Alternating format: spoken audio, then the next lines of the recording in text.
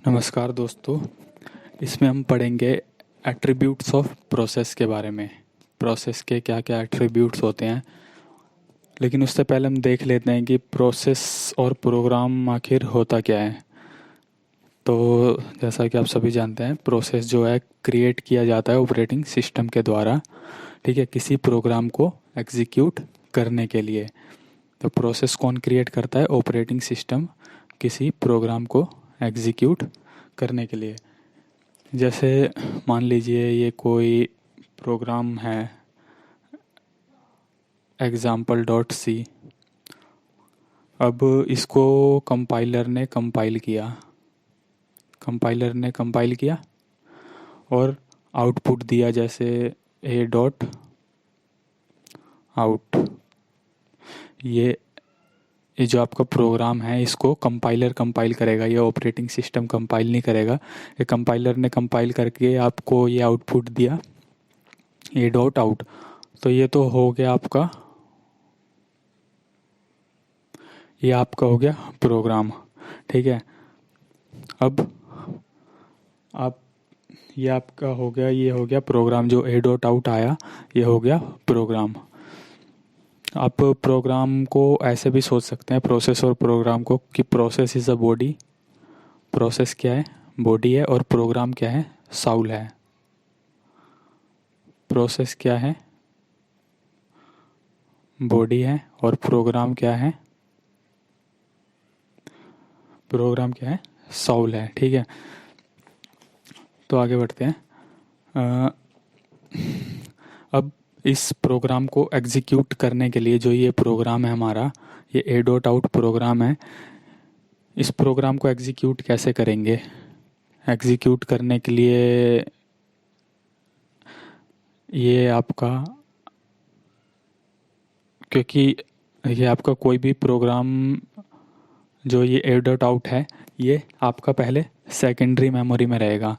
इसमें रहेगा secondary memory में। कंपाइल होने के बाद ये सेकेंडरी मेमोरी में चला जाएगा, ठीक है। सेकेंडरी, अब इसको एग्जीक्यूट करेंगे हम, तो इसको मेन मेमोरी के अंदर लाना पड़ेगा। मेन मेमोरी में लाएंगे तभी तो एग्जीक्यूट हो पाएगा ना, ठीक है। बिना मेन मेमोरी में आके कैसे एग्जीक्यूट? तो ये आपकी जैसे मेन मेमोरी है, ठीक है। अब ये आपका, जो ये आपका प्रोग्राम है ए डॉट आउट, ये यहाँ पड़ा हुआ है। फिर आपके होते हैं कुछ स्टैटिक एंड ग्लोबल वेरिएबल।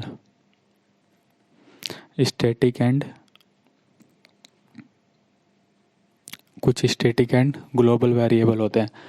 अब हम बाकी के बॉडी स्ट्रक्चर को स्ट्रिक्टली नहीं, लेकिन कुछ हद तक ऐसे बांट देते हैं कि इसमें, क्योंकि हमें ये पता नहीं होगा कि प्रोग्राम में कौन सा डाटा स्ट्रक्चर यूज़ होना है, ठीक है। ये हमें नहीं पता कि प्रोसेस की क्या क्या रिक्वायरमेंट है, इसीलिए हम डाटा स्ट्रक्चर डिफाइन नहीं करेंगे पहले से, ठीक है। क्योंकि जो हमारा प्रोग्राम है उसको स्टैक की भी ज़रूरत हो सकती है ज़्यादा, और हीप की भी ज़रूरत हो सकती है, ठीक है। तो ऊपर वाले को हम दे देंगे स्टैक नाम, और इसको दे देंगे हीप, ओके। स्टैक और हीप। तो क्रिएट करने के बाद ये आपका जो स्टैटिक एंड ग्लोबल वेरिएबल है, ये आपके एक बार क्रिएट होंगे और हमेशा एग्जिस्ट करेंगे। तो created once exist forever, ठीक है। ये हमेशा एग्जिस्ट करेंगे जब तक प्रोग्राम होगा। और स्टैक की खासियत आपको पता ही है, ये क्या होता है? डाउनवर्ड जाता है। और हीप क्या है आपका? Heap grow up. इससे क्या होगा? अगर मान लीजिए स्टैक को ज़्यादा प्रोग्राम में स्टैक को ज़्यादा स्पेस की ज़रूरत है, ठीक है, तो वो जो आपका हीप का पार्ट है वो श्रिंक हो जाएगा, और जो स्टैक है वो आपकी जितनी स्पेस चाहिए उतनी ले लेगा, ठीक है। ऐसी हीप के केस में अगर हीप को ज़्यादा स्पेस चाहिए तो आपका स्टैक हीप ऊपर जाते जाएगा और स्टैक श्रिंक हो जाएगा, जिससे हीप को जितनी रिक्वायरमेंट है उसमें स्पेस की वो इतनी ले लेगा। ये क्या आपका for process use.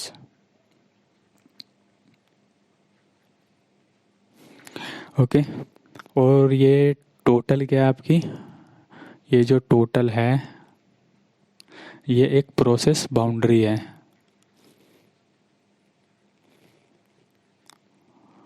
Process boundary के अंदर ये आपके प्रोग्राम है, स्टैटिक एंड ग्लोबल वेरिएबल है, और हमने कुछ डाटा स्ट्रक्चर डिफाइन कर रखे हैं। ओके, तो ये होता है आपका, ये आपका प्रोग्राम है, ये आपका प्रोसेस है। तो इसीलिए मैंने बोला था कि प्रोसेस आपकी बॉडी होती है, ये बॉडी है प्रोसेस, और प्रोग्राम होता है आपका साउल। ठीक है, क्योंकि ये प्रोग्राम ही नहीं रहेगा जो ए डॉट आउट है, तो फिर ये इसका ये किस काम का। अब जब ये आपका ये क्रिएट हो गया है तो आपका ये जो क्रिएट हो गया है आपका, तो सीपीयू जो है वो एक एक करके जो भी लाइंस अवेलेबल है ना, ये एग्जीक्यूटेबल कोड में जो ए डॉट आउट में एक एक लाइंस जो भी अवेलेबल है एग्जीक्यूटेबल कोड में, तो उनको एग्जीक्यूट करेगा एक के बाद एक। ठीक है, जब एग्जीक्यूट करेगा वो, तो ये मतलब ये रेफ़र करेगा स्टैटिक एंड ग्लोबल वेरिएबल को रेफ़र करेगा, क्योंकि ये इसी सेम प्रोसेस में होने चाहिए जब ही रेफ़र कर पाएगा। ठीक है, क्योंकि एक जो ये आपका प्रोसेस है, ठीक है, क्योंकि जो ऑपरेटिंग सिस्टम है ये प्रोसेस बाउंड्री कभी क्रॉस नहीं करेगा। ये आपकी प्रोसेस बाउंड्री है, इस पर्टिकुलर प्रोसेस के लिए ये आपकी पूरी प्रोसेस बाउंड्री है। ओके, ये आपकी पूरी प्रोसेस बाउंड्री है जो कभी क्रॉस नहीं करेगा ऑपरेटिंग सिस्टम। इस प्रोसेस को एग्जीक्यूट करने के लिए जो इसके अंदर पड़े होंगे उन्हीं को यूज़ करेगा। तो होप आपको ये प्रोग्राम और प्रोसेस के बीच ये डिफरेंस समझ आ गया होगा। ये प्रोग्राम आपका ये रहा, और प्रोसेस ये पूरा, ये कैसे एग्जीक्यूट होगा ये आपके प्रोसेस में डिफ़ाइन किया गया है। तो अब एट्रीब्यूट्स देखते हैं हम। सबसे पहला एट्रीब्यूट आपका आता है प्रोसेस आईडी। प्रोसेस आईडी क्या होती है? प्रोसेस आईडी एक होता है यूनिक आइडेंटिफिकेशन नंबर होता है एक। ओके, एक यूनिक आइडेंटिफिकेशन नंबर होता है जो ऑपरेटिंग सिस्टम के द्वारा असाइन किया जाता है जब प्रोसेस क्रिएट होता है। तो क्या होता है ये प्रोसेस, एक process ID unique identification number, ठीक है, assigned by operating system at the time of process creation.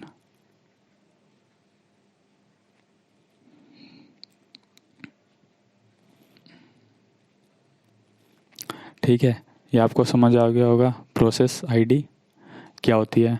अब दूसरा एट्रीब्यूट आता है हमारा प्रोसेस स्टेट। अब प्रोसेस स्टेट क्या होता है? प्रोसेस स्टेट ये करंट स्टेट बताता है, ये करंट स्टेट बताता है प्रोसेस की, कि अभी वो प्रोसेस कौन से स्टेट में है। जैसे प्रोसेस रेडी स्टेट में है, ठीक है, रन स्टेट में है, या वेट स्टेट में है। ये बताता है प्रोसेस अभी किस स्टेट में पड़ा हुआ है। ठीक है, तीसरा आपका आता है प्रोग्राम काउंटर। अब प्रोग्राम काउंटर क्या होता है? प्रोग्राम काउंटर क्या होता है मतलब ये क्या करता है, ये प्रोग्राम काउंटर में हमारे होते हैं, ये कंटेन करता है address of the next instruction to be executed. जो अगला इंस्ट्रक्शन एग्जीक्यूट होना है ये उसका एड्रेस कंटेन करता है। जैसे मान लीजिए आपके पास ये इंस्ट्रक्शन है I1, I2, I3, I4, I5, I6, ठीक है। तो अभी आपका जो प्रोग्राम काउंटर है वो मान लीजिए I4 पे है, ठीक है, प्रोग्राम काउंटर अभी I4 पे आपका।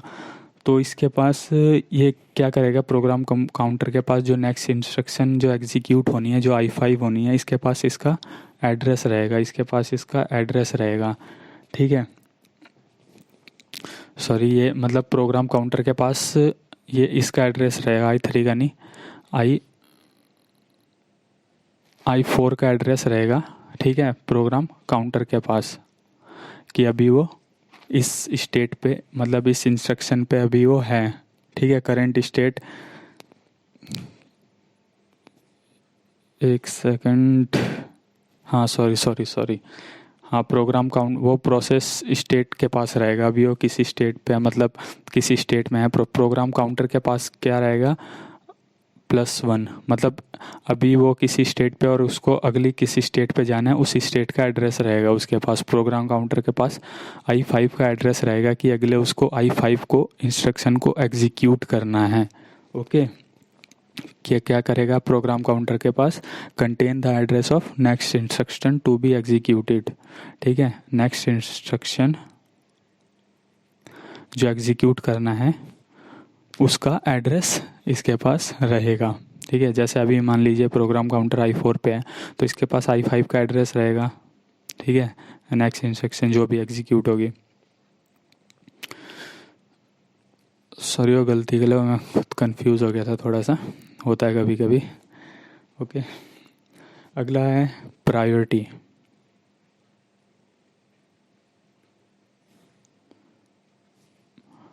प्रायोरिटी में क्या देखते हैं, एक पैरामीटर होता है। प्रायोरिटी क्या है, एक पैरामीटर है। ठीक है, जो ऑपरेटिंग सिस्टम के द्वारा असाइन की जाती है जब प्रोसेस क्रिएट होता है। ठीक है, जब प्रोसेस क्रिएट होता है तो ये पैरामीटर ऑपरेटिंग सिस्टम के द्वारा असाइन किया जाता है। लिख देता हूँ, असाइंड बाय ऑपरेटिंग सिस्टम। इसमें प्रोसेस की हाई प्रायोरिटी होती है एंड प्रोसेस की लो प्रायोरिटी होती है। मतलब जिस प्रोसेस की हाई प्रायोरिटी होगी वो सबसे पहले एग्जीक्यूट होगा, जिस प्रोसेस की लो प्रायोरिटी होगी वो आखिरी में एग्जीक्यूट होगा। तो जो प्रोसेस काम का है, जिस प्रोसेस, तो उसकी हाई प्रायोरिटी असाइन कर देंगे कि ये काम जल्दी होना चाहिए। जैसे एग्जांपल ले लीजिए आप, पॉलिटिशियंस की होती है हाई प्रायोरिटी एंड नॉर्मल जो जनता है उनकी होती है लो प्रायोरिटी। ठीक है, कि जब उनकी गाड़ी आती है तो ट्रैफिक रोक दिया जाता है थोड़ी देर के लिए, तो इस हिसाब से उनकी हो गई हाई, हमारी हो गई लो। दे एग्जांपल ऐसे भी। तो नेक्स्ट वन आता है हमारे पास जर्नल पर्पस रजिस्टर।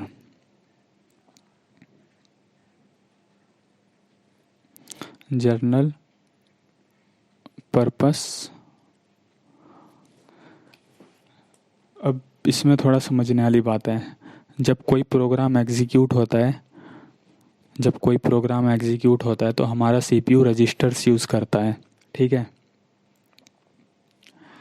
जब हमारा कोई भी, जैसे यह है आपका CPU, ये है आपका रजिस्टर 1। ठीक है, यह आपका रजिस्टर 2 और यह है आपका रजिस्टर 3। ठीक है, अब एग्जीक्यूट करना है, ये प्रोग्राम 1 है आपका। ठीक है, और ये आपका CPU है।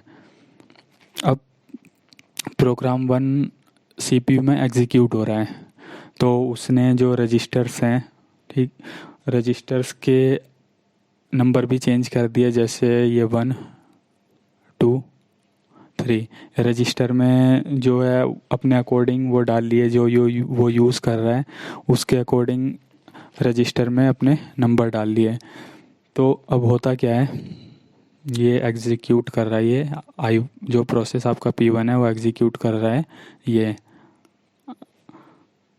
R1 = R2 + R3 एग्जीक्यूट कर रहा है आपका प्रोसेस 1। ठीक है, P1 एग्जीक्यूट कर रहा है। अब मान लीजिए इसी बीच में ये P1 स्टॉप हो जाता है, कहीं बाहर चल जाता है, और आपका दूसरा प्रोसेस आ जाता है P2, और वो अपने हिसाब से रजिस्टर में मॉडिफिकेशन कर देता है 5 और 6। रजिस्टर में मॉडिफिकेशन करके अब P2 चला जाता है और वापस आपका आ जाता है, वापस कौन आ जाता है आपका, P1 आ जाता है वापस। तो अभी आके देखेगा कि यहाँ पे जो मैं छोड़ के गया था नंबर, जो मैं स्टेटस रजिस्टर का छोड़ के गया था वो तो है ही नहीं, वो डिफरेंट है। इसको P1 को ऐड करना था R2 plus R3, R2 plus R3 में कौन कौन सी थी, 2 प्लस 3 करना था, लेकिन अब वो आके देखते हैं यहाँ पे तो 5 प्लस 6 है, ठीक है, जो कि गलत है। तो जर्नल पर्पस रजिस्टर में मतलब जो अगर पिछला वाला P1 अगर कुछ छोड़ के गया है, रजिस्टर का स्टेटस चेंज करके गया है, तो वो कहीं टेम्प्रोरी स्टोर होना चाहिए ताकि जब वो वापस आए, ठीक है, तो वापस जो इसके नंबर हैं वह वापस रिस्टोर हो जाएं। तो इस बात का हमें ध्यान रखना पड़ता है। ये समझ आ गया आपको? Okay, and the next one is list of open files, list of open file,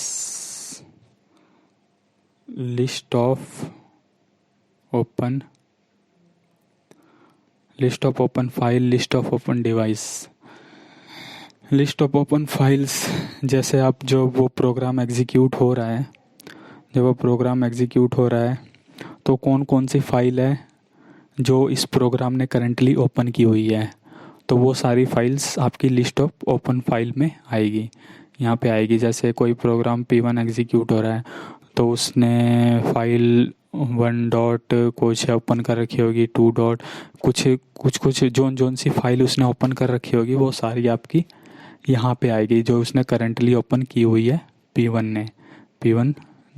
okay, and list of open devices, जो भी डिवाइस करंटली यूज़ कर रहा है प्रोसेसर, तो वो सारे आपके लिस्ट ऑफ ओपन डिवाइसेस में आ जाएंगे। जैसे प्रिंटर हो गया, स्कैनर हो गया, अगर वो यूज़ कर रहा है तो जो भी डिवाइस जो यूज़ कर रहा है वो आपके इसके अंदर आ जाएंगे। और आपका एक और होता है प्रोटेक्शन। इसमें क्या होता है, सिक्योरिटी रिलेटेड इन्फॉर्मेशन होती है, ठीक है। जो सिक्योरिटी रिलेटेड इन्फॉर्मेशन होती है वो इस एट्रीब्यूट में सेव होती है। सिक्योरिटी रिलेटेड इन्फॉर्मेशन इस एट्रीब्यूट में आपकी सेव होती है। ओके, तो अभी आगे हम पढ़ेंगे प्रोसेस स्टेट डायग्राम। जब तक के लिए धन्यवाद।